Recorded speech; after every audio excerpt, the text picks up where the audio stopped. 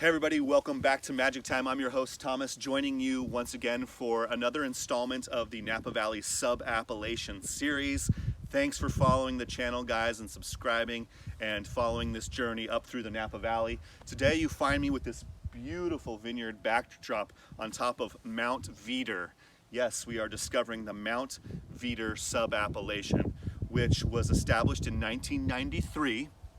And it's one of the most beautiful parts of Napa Valley in the fact that Mount VEEDER is very much still forest land. About 85% of this mountain is still covered with untapped forest land.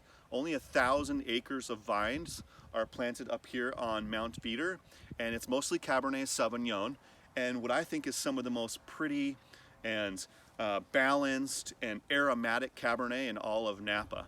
Now, the reason why it's balanced and aromatic and has deep, rich, developed flavors is because of the soils, which are mostly marine soils.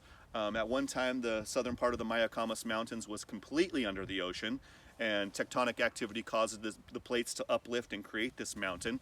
So what you get is this really shallow, beautiful, well-drained seabed, and the grapes find it pretty hard to thrive up here, and the crop yield is very low. You might get 2 tons per acre with Cabernet, maybe 2.5 tons if you're really lucky, which is about half the amount of fruit that you'd harvest in a vineyard down on the valley floor. So very low yielding, very small, tight little berries with thick skins. Very developed flavors because it's one of the coolest appellations here in Napa Valley, being it's the furthest south on the mountain, actually touching the appellation of Carneros, which is our coldest appellation here in Napa Valley. It's the closest to the San Pablo Bay.